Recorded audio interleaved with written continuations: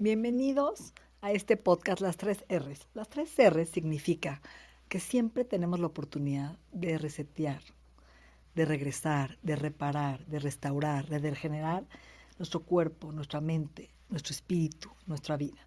Bienvenido Alfredo García Suárez, amigo querido, terapeuta psicoespiritual, y hoy vamos a hablar de un tema muy interesante que nos va a llevar a muchos lados. Bueno, no sé a dónde nos lleve. Sí. Pero quiero empezar por algo que me dijo un paciente que me encantó. Estaba en Disneylandia con su hija y ve una camisa que dice el 2020, el año 2020. Y dice, pa, vamos a comprarnos una sudadera de 2020. Y el papá dice, claro que sí. Porque mucha gente ha pensado que hay que borrar el 2020, que no existiera y que no debió haber existido, ¿no? Y yo creo que al contrario.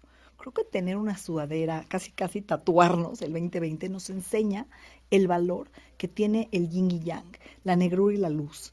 Poder valorar la vida cuando tocas, ¿no? Esas carencias, esos dolores, toda esta problemática, cuando tu vida de alguna forma vive frustraciones y estás en pausa, creo que te hace valorar más lo que sí tienes. ¿Qué opinas de esto? Bueno, antes que nada, agradecerte la invitación. Siempre es un honor estar aquí contigo porque además de una muy, muy querida amiga, pues también es mi gurú en la parte nutricional, de salud y de muchos de mis pacientes, ¿no? Apenas estamos empezando contigo. Sí. Pero bueno, mira, sí, este es un tema muy, muy, muy interesante porque eh, hay pacientes que de repente me dicen, oye, a través de la hipnosis, tú podrías borrarme la memoria de lo feo que me pasó, de todo lo malo que me pasó. Y yo sí, claro, por supuesto, se pueden hacer cosas de ese tipo, pero en el momento en el que yo te borre esas memorias, esas experiencias difíciles, te estoy borrando en ese mismo momento toda la sabiduría que esto te trajo. Entonces nosotros somos quienes somos gracias precisamente a todas esas situaciones difíciles. No hay un corredor de maratón que no esté logrando lo que logra gracias a ampollas, gracias a perder uñas en la corrida, gracias a contracturas, gracias a que tuvo un coach que lo hizo a lo mejor hasta llorar por empujarlo al límite y al máximo. Entonces, pues estamos acostumbrados a estar en una zona de confort. Nosotros, si vemos el universo, nada en el universo se mueve en línea recta. Todo se mueve ondulatoriamente, todo son frecuencias, todo va así, ves la naturaleza y en la naturaleza tenemos la primavera y tenemos el verano y el otoño y el invierno. Y no hay ningún árbol que yo conozca que por no tener hojas y estar feo aparentemente en invierno, se deprima o se suicide o ya no quiera hacer nada. Simplemente concentra su energía, se va hacia las raíces, hacia la savia, para prepararse justamente y en primavera brotar. Florecer. Nosotros vamos planitos, queremos que nuestra vida sea planita, que no tenga ni un bache, ni un chipote, ni un absolutamente nada. Entonces, si a nosotros, Dios, la naturaleza, el cosmos, como le quieras llamar, nos permitiera vivir como vivimos, seríamos absolutamente inútiles en nuestra vida porque no habríamos ganado experiencias a través de todas estas situaciones. Entonces, para poder salir de la zona de confort, el cuerpo te genera retos, ya sea retos de salud, ya sea retos intelectuales, y cuando estamos muy en la necia, pues la naturaleza nos ayuda, ¿no? Entonces, de esa manera podemos realmente ver cómo después de cada crisis, después de cada catarsis, después de cada enfermedad, somos más sabios, somos más empáticos, somos más inteligentes, más fuertes, más resistentes, etcétera, ¿no? Porque es una pregunta, ¿la gente cambia por voluntad, por libre albedrío o por crisis? Yo creo que muy poca gente, o sea, realmente muy poca gente cambia por voluntad.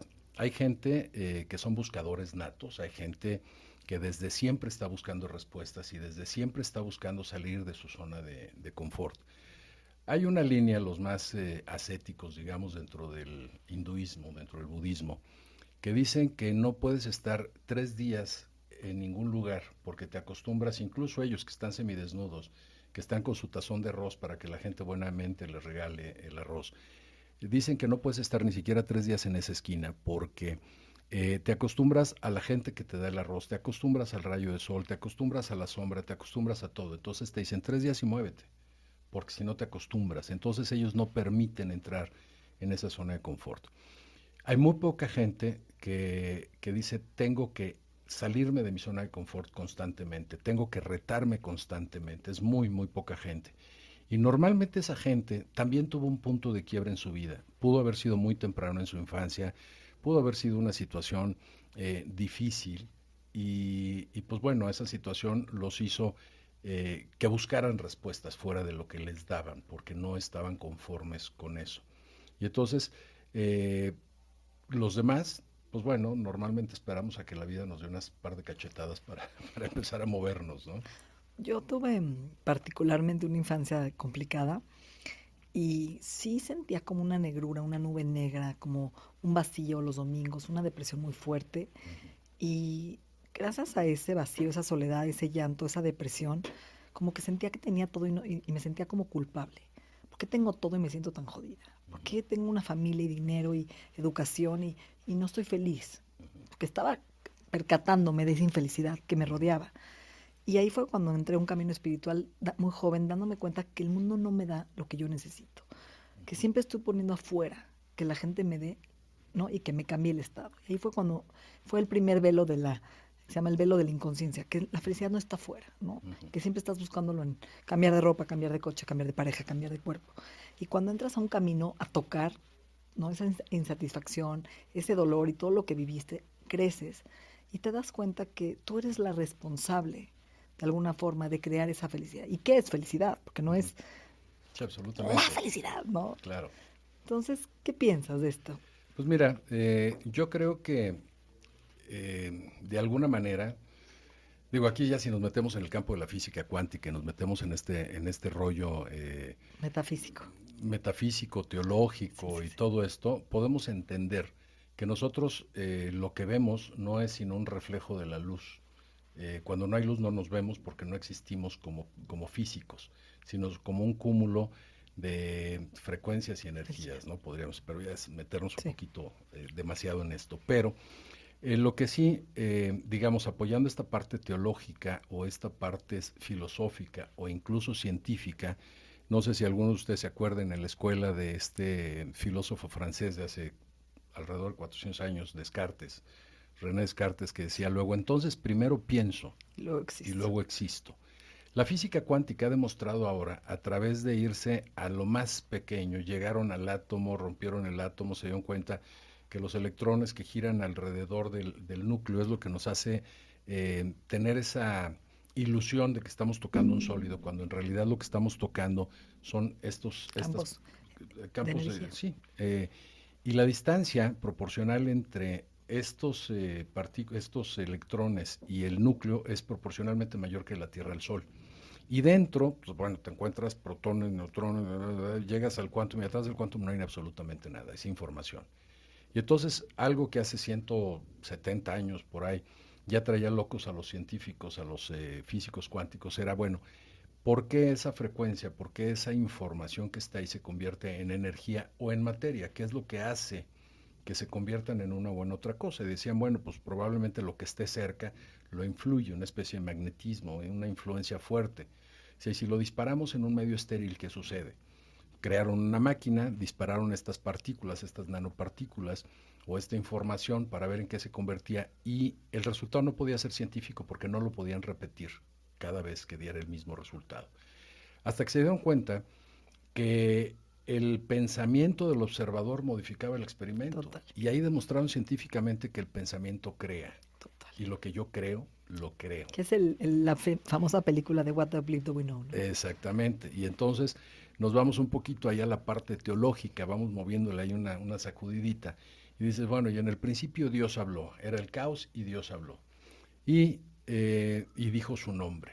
¿Sí? Entonces dices, bueno, ¿qué es la voz? La voz no es más que aire que sale a través de los pulmones o por los pulmones a través de las cuerdas vocales, genera una frecuencia, una vibración, que al llegar a nuestros oídos, si ven ustedes una gráfica de cómo funciona el oído, hay un tamborcito, hay un martillito y es un golpeteo, y ese golpeteo es como una clave morse que nuestro cerebro, nuestro software lo traduce en ruido, en voz, en música, en lo que sea, pero esto es como funciona, son frecuencias. Entonces, el explicarle hace 10,000 años o más a gente que a lo mejor con trabajo se sabía contar los dedos, hablarle de un concepto de miles de millones de años o de nanopartículas o de todo esto hubiera sido imposible. Entonces, la mejor forma de decirles esto era, y Dios habló y dijo su nombre, y dijo yo soy, porque yo soy el que soy. Entonces, cuando dicen no uses el nombre de Dios en vano, se refieren al no soy, perdón, al Al yo yo soy. soy.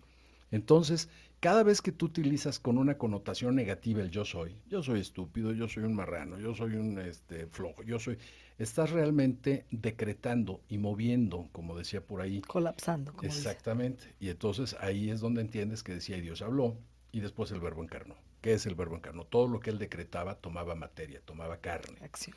Y hágase la luz, y háganse los planetas, y háganse los animales. Y entonces nosotros decretamos, y si somos hechos a su imagen y a su semejanza, ahí está. Si tú dices, yo me salgo de la parte teológica y me voy a la parte científica, volvemos a los mismos experimentos. Si somos Una explosión. pensamiento antes de ser materia o energía, ese pensamiento es lo que está creando nuestro alrededor. Entonces, bueno, ya tomando estos puntos, regresamos a lo que tú me preguntabas. Nosotros desde antes de nacer nos pensamos y pensamos cuáles son las experiencias que tenemos que vivir. Y nosotros entramos en una especie de amnesia, pero toda la programación que dejamos desde antes ahí está. Total. Y por eso hay gente que tiene entrenadores sumamente difíciles, llámale padres, que son muy duros, que son muy terribles, que es una situación muy difícil la que vivimos, porque es justamente lo que necesitamos para empujarnos. Porque si a nosotros nos dijeran, no tienes que, para estar saludable, no tienes que hacer ejercicio, no tienes que comer bien, o no tienes, digo, comeríamos del asco y estaríamos con unos cuerpos, digo, nada agraciados, ¿no? Porque no nos empujaría nada. Entonces muchas veces dices, tengo que comer bien, ¿por qué? Porque mi cuerpo me está empezando a colapsar, está empezando a fallar en ciertas áreas, o tengo que hacer ejercicio porque ya me duelen las articulaciones, o porque mi corazón traigo la presión alta, o por algunas cosas que mi mismo cuerpo me está diciendo y me está empujando a hacerlo. Entonces, vamos, la vida es así, la vida te va dando lo que necesitas, no lo que quieres. Tú y yo venimos de una generación complicada. Unos padres que con la mirada aprendíamos, Ujú. ¿no? Casi, Sí, sí. casi.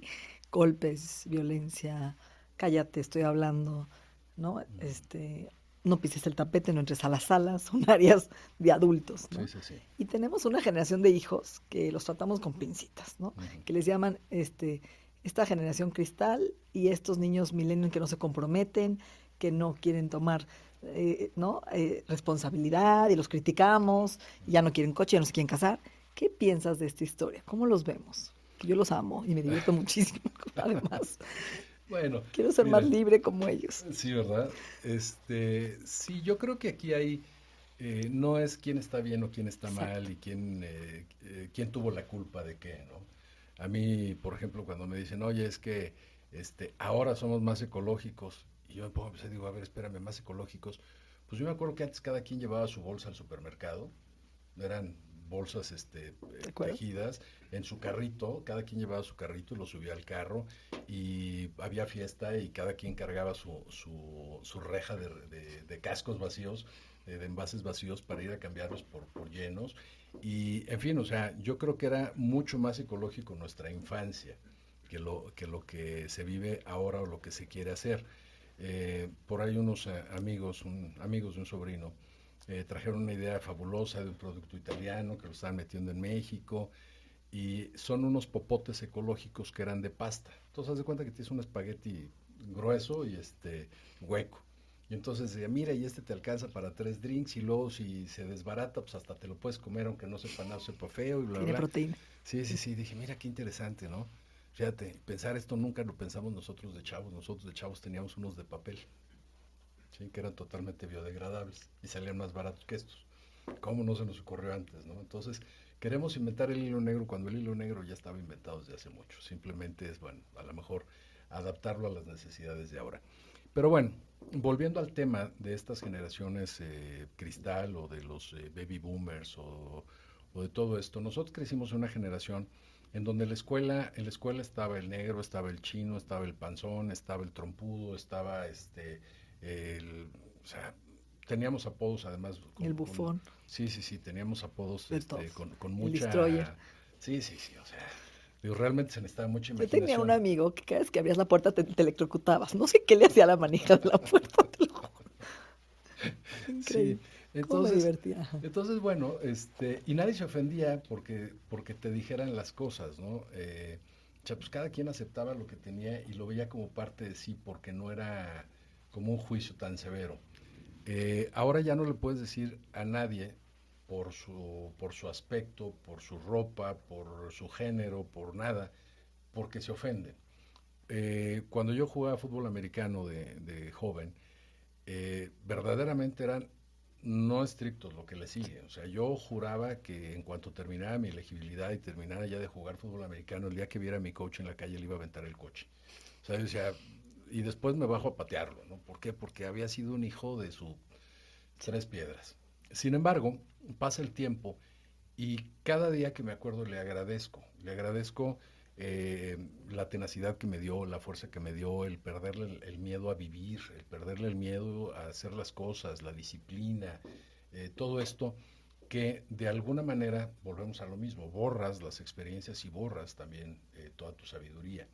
Entonces, agradezco esa parte. Me hubiera gustado que fuera diferente, sí. ¿Podía haberlo hecho diferente sin ser tan duro? Sí, probablemente sí.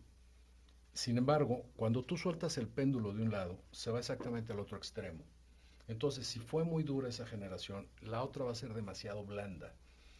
Platicábamos antes de este hombre, no me acuerdo si es Sheikh o es rey o qué es en Dubái, pero a él le preguntaban de lo que había construido, toda la maravilla que ha construido en Dubái y cómo ha puesto a Dubái pues, Primer mundo, en primer mundo, en todo.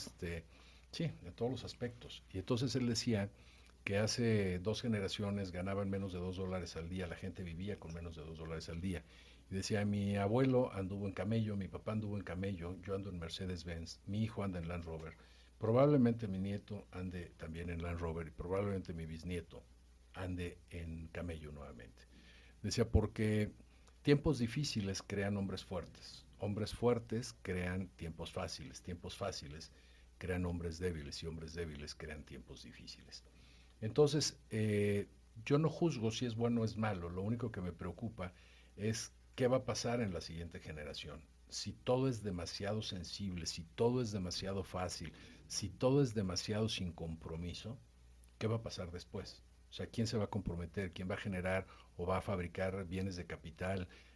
¿Quién, digo, simplemente hijos? O sea, ¿quién va a poblar el mundo, ¿no? Entonces,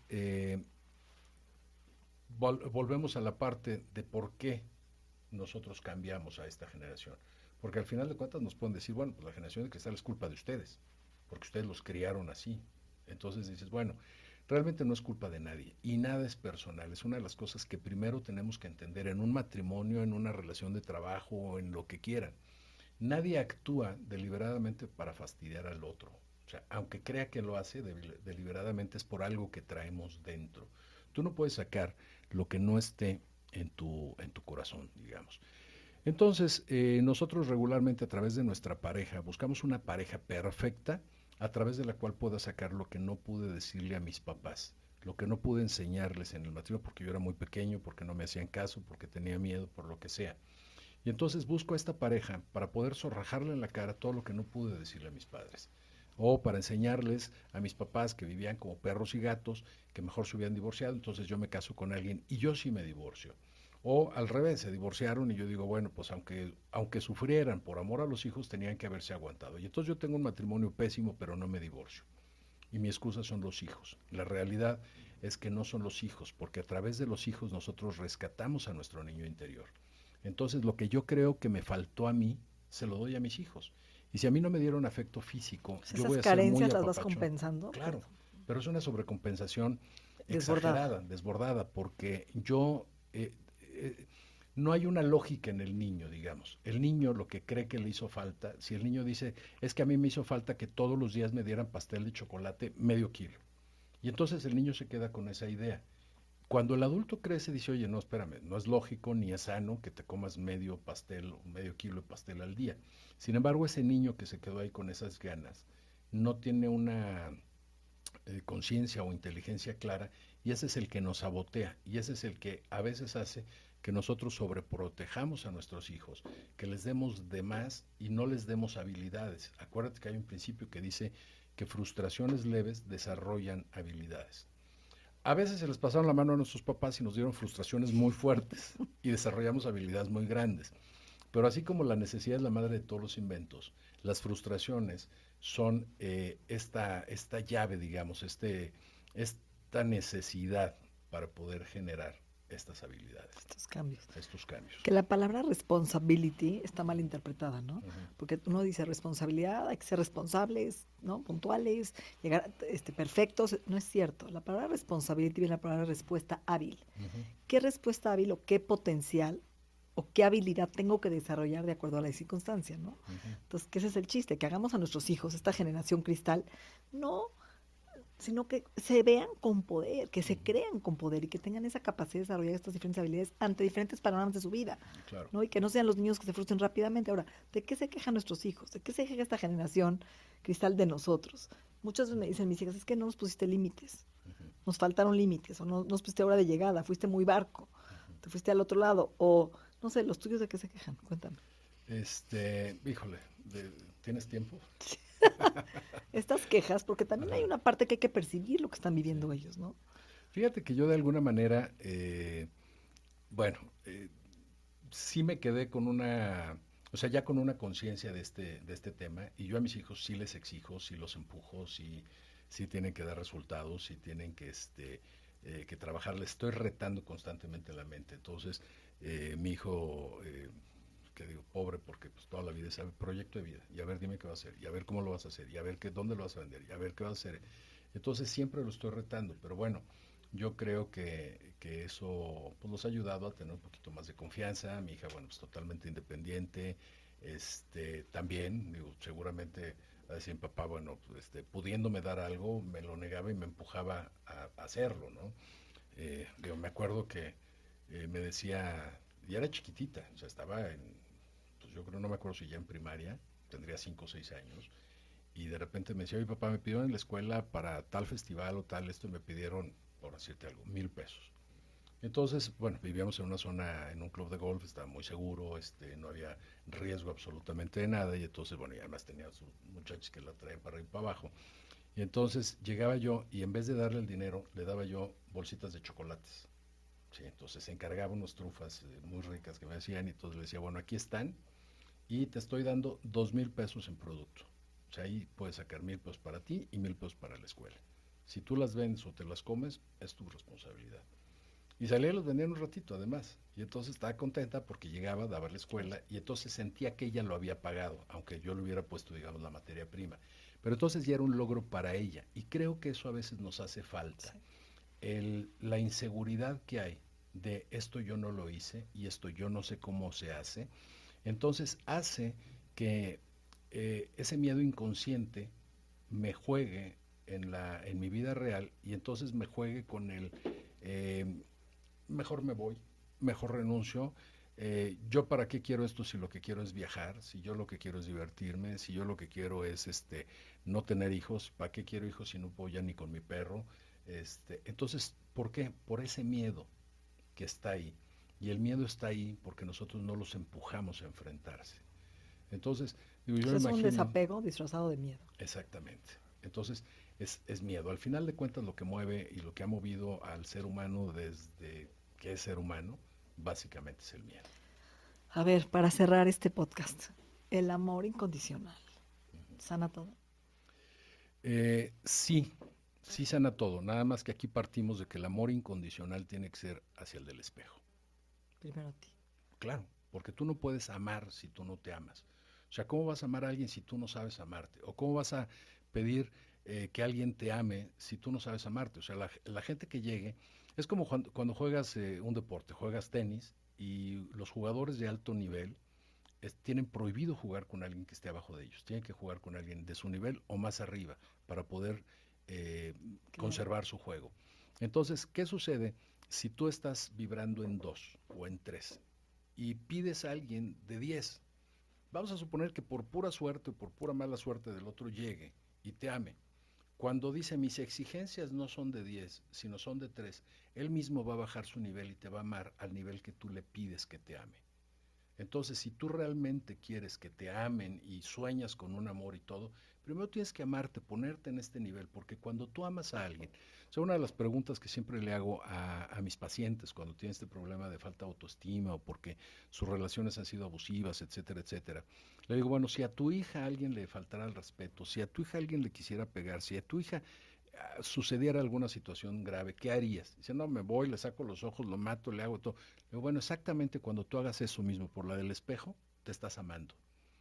Porque ahí te das cuenta que estás amando a tu hija y todo lo que haces porque la respeten, porque le den, porque la protejan, la cubran. Entonces, haz eso mismo por ti y en ese momento vas a tener tu autoestima y tu amor. Y cuando estés ahí, te vas a dar cuenta que no necesitas a nadie. Y cuando no necesites a nadie, estás en el momento perfecto para encontrar una pareja. Porque entonces vas a compartir. Y entonces vas a complementar. Y entonces la relación va a ser sinérgica. Y acuérdate que en una sinergia eh, la definición de sinergia es en donde el total es mayor que la suma de sus partes. Entonces 2 y 2 suman 8, no suman 4. Pones una macetita que vale 20 pesos, unas semillitas que valen 20 pesos, la suma de sus partes es 40. Pero cuando sale una orquídea vale 300, entonces 20 y 20 te dieron 300. Esa es la relación. Cuando una pareja saca lo mejor de ti y tú sacas lo mejor de tu pareja, hay sinergia. Cuando tú no dejas que tu pareja crezca, cuando no dejas que tu pareja sea feliz, cuando no dejas que tu pareja se realice, es una relación de ego, no de sinergia. Y desafortunadamente así nos han enseñado, así nos han crecido. ¿Sí? A tener relaciones de control, de poder. Si no es el machismo, ahora el otro extremo es el feminismo. Nos damos por etiquetar. Antes decían, tenemos que aceptar a todos. Dice, perfecto, a mí me encanta la idea de aceptar a todo mundo. Pero ahora los que se salen y dicen, bueno, ahora queremos que nos acepten, pero ahora ya es LGBT, dice, oye, espérame. Yo pensé que cuando decían aceptar a todo mundo era decir, somos seres humanos, no como antes en las solicitudes de trabajo en Estados Unidos que llegabas y te decían, blanco, caucásico, blanco, hispano, Asiático. latino, asiático, negro, o sea, te ponían como 8 diferentes para que le pusieras ahí en vez de decir, oye, ¿cuáles son tus calificaciones? O sea, no me importa de qué color eres, cuáles son tus calificaciones. Entonces yo siempre decía, quítenle nombres, pero no le pongan más. Entonces ahora en vez de tener un solo nombre para todo el género, que es un género humano, ahora ya tenemos 5 denominaciones. Entonces nosotros mismos, en esa afán de ser aceptados, nosotros mismos nos vamos segregando, ¿no? Entonces yo creo que este es el aceptarnos primero, el amarnos a nosotros primero, y desde ese amor que decías tú incondicional, entonces sí vamos a poder sanar todo. Totalmente de acuerdo. Gracias, querido Alfredo. Me dejas pensando, como siempre. Un gusto A siempre estar sanarnos, contigo. a querernos, a amarnos Así y es, a trascender cualquier cosa. así Que es. solo hay una vida, a disfrutar.